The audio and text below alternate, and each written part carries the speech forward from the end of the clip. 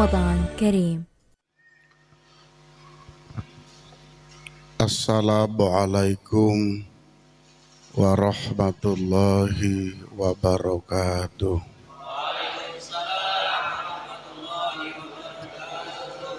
Bismillahirrahmanirrahim. Para hadirin Bapak-Ibu sekalian jamaah Masjid Al-Huda yang dimuliakan oleh Allah Subhanahu wa taala. Seringkali kita mendengarkan ungkapan doa tatkala kita menghadiri acara resepsi kemanten, semoga rumah tangganya indah, sakinah, mawaddah, warahmah. Sakinah bermakna kedamaian. Sakinah bermakna ketentraman seseorang yang membangun rumah tangga. Dari sekian banyak faktor yang mempengaruhi rumah tangga bisa damai, salah satunya adalah wa auladuhu abrorun. Memiliki anak yang baik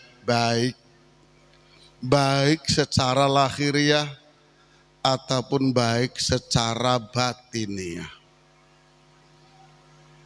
Anak adalah merupakan anugerah.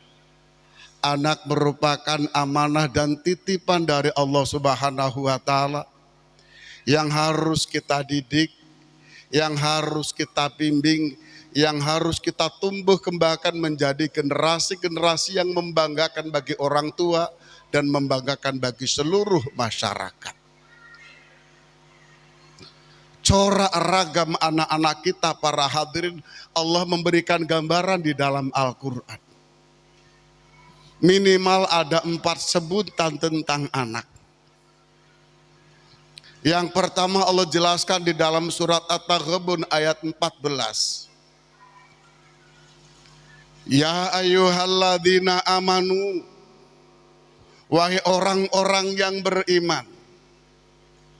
Inna min azwajikum wa auladikum aduwallakum. Sebutan pertama anak itu disebut sebagai aduun, sebagai musuh bagi kedua orang tuanya. Fahdaruhum, kata Allah, kamu harus hati-hati terhadap anak. Wa in ta'fu, andai kata kamu tidak memaafkannya. Wa tasfihu, andai kata kamu tidak bisa memberikan belayan kasih sayang kepadanya. Wa taghfiru, andai kata kamu tidak bisa memberikan pengampunan kepadanya. Fa innallaha ghafurur rahim. Sesungguhnya Allah Maha Pengasih lagi Maha Pengampun. Artinya para hadirin, orang tua harus jembar dadanya. Orang tua sebesar apapun kesalahan anak harus tetap memberikan perhatian kasih sayang, memaafkan atas keseluruh noda dan dosa yang anak-anak kita lakukan. Sekali anak, selamanya tetap anak, tidak akan pernah berpisah sampai yaumul qiyamah. Kalau kita punya istri para hadirin, ada ketidakcocokan lalu bercerai, maka berakhir pula seluruh kewajiban suami terhadap istri ataupun istri terhadap suami. Tapi sekali anak, selamanya tetap anak. Maka ada cerita para hadirin, besok di yaumul qiyamah ada kedua orang tua yang ahli ibadah, ahli sedekah, dihisab seluruh amal perbuatannya, sudah akan Allah masukkan ke dalam surga. Ternyata tiba-tiba anak datang. Interupsi, ya Allah, saya tidak rela, saya tidak ikhlas, manakala kedua orang tua saya masuk surga, sementara saya harus tertinggal di dalam neraka. Hitung-hitung terakhir para hadirin, karena orang tua salah mendidik, salah membimbing, salah mengarahkan, kedua orang tua dan anak-anaknya total masuk ke dalam neraka. Maka Allah mewanti-wanti dengan sebutan aduun, anak itu sebagai musuh. Yang kedua para hadirin, Allah melanjutkan masih di dalam surat yang sama. Innama amwalukum wa auladukum fitnatun. Anak disebut sebagai fitnah. Anak disebut sebagai ujian dan cobaan. Wa annallaha indahu ajrun azim. Manakala kita bisa mendidik dengan baik, sungguh besar pahalanya di sisi Allah Subhanahu wa Ta'ala. Mengajarkan ilmu Al-Quran, mengajarkan ilmu agama, bukan kewajiban para ustadz, bukan kewajiban para guru, bukan pula kewajiban para kiai. Tapi mengajarkan ilmu agama, hakikatnya adalah merupakan tugas dan kewajiban kedua orang tua kita masing-masing. Lalu di sisi Allah menghibur para hadirin. Anak disebut sebagai zinatun, sebagai hiasan. Yang namanya hiasan para hadirin mesti harus dirawat di tempat yang baik. Hiasan jangan diganggu, karena itu merupakan aksesoris. Begitu pula alat para hadirin. Allah jelaskan, al-malu wal banuna zinatul hayatid dunia. Harta yang Allah titipkan kepada kita dan anak-anak yang Allah anugerahkan kepada kita, zinatul hayatid dunia, adalah merupakan perhiasan dunia. Kadang kita terlalu bangga, kita terlalu senang dengan anak-anak kita, bukan masalah. Tapi Allah berpesan, la tulhikum amwalukum wala auladukum an dzikrillah. Boleh kamu bangga, boleh kamu senang dengan anak-anakmu, tapi kebanggaanmu terhadap anak-anakmu jangan sampai melupakan kewajibanmu kepada Allah Subhanahu wa Ta'ala. Wa may yaf'al dzalika fa ulaika humul khasirun.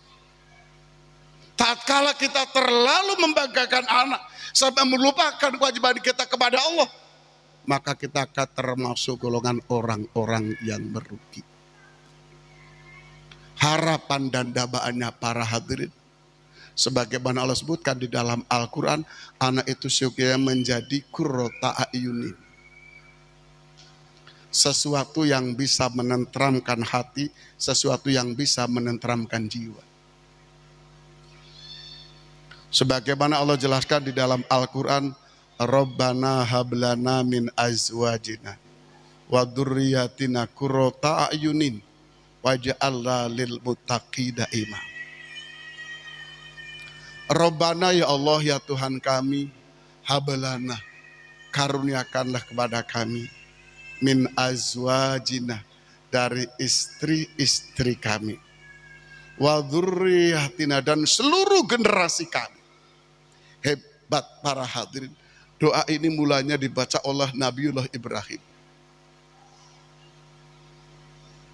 Nabi Ibrahim berdoa tidak egois.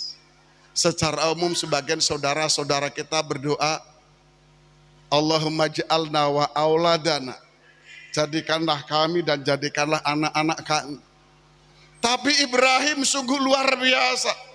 Rabbana hablana, ya Allah, ya Tuhan kami, limpahkanlah kepada kami, min azwajina, dari istri-istri kami, wa dzurriyyatina, dan seluruh generasi kami.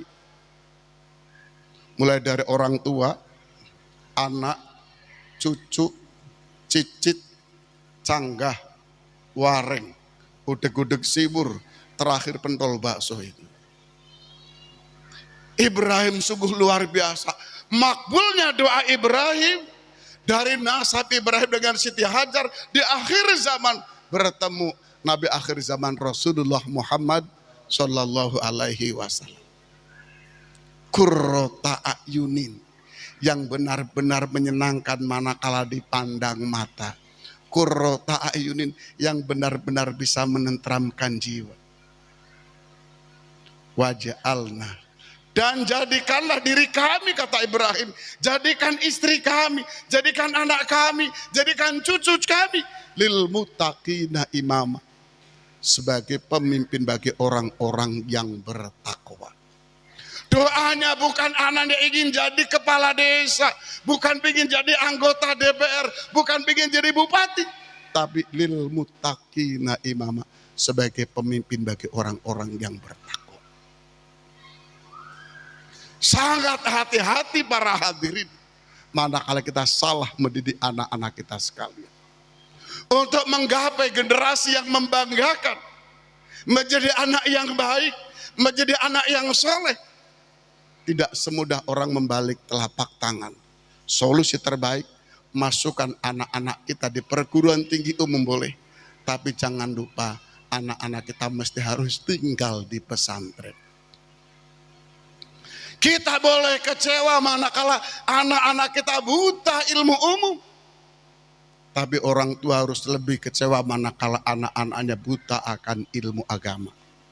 Karena seluruh ilmu pengetahuan akan berakhir setelah ruh itu keluar dengan jasadnya, kecuali hanya ilmu agama yang sanggup menghantarkan umat manusia selama 3 saat menghadap Allah Subhanahu wa Ta'ala. Sebagian di antara kita memasukkan anak-anak kita pesantren di Jawa, ada juga yang di Kalimantan Selatan. It's okay, ini bagus. Tapi ada kalanya orang tua yang masih belum bisa berpisah dengan anaknya. Terlalu sayang dengan anaknya. Anaknya ingin dimasukkan di pesantren, tapi saya belum tega berpisah dengan anaknya. Kami memberikan solusi para hadirin, supaya putra-putri panjenengan bisa masuk pesantren, tapi tidak harus pergi ke Kalimantan Selatan, tidak harus ke tanah Jawa. Saya siapkan sebuah pesantren di Jalan Pendidikan samping Gang Mentari. Siap menghantarkan putra-putri panjenengan menjadi generasi-generasi yang soleh, generasi-generasi yang membanggakan.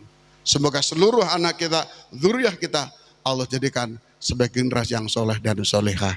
Al-Fatihah. A'udzubillahi minasyaitonir rajim. Bismillahirrahmanirrahim. Alhamdulillahirabbil alamin. Arrahmanir rahim. Maliki yaumiddin. Iyyaka na'budu wa iyyaka nasta'in. Ihdinas siratal mustaqim. Siratal ladzina an'amta 'alaihim ghairil maghdubi 'alaihim waladdallin. Wassalamualaikum warahmatullahi wabarakatuh.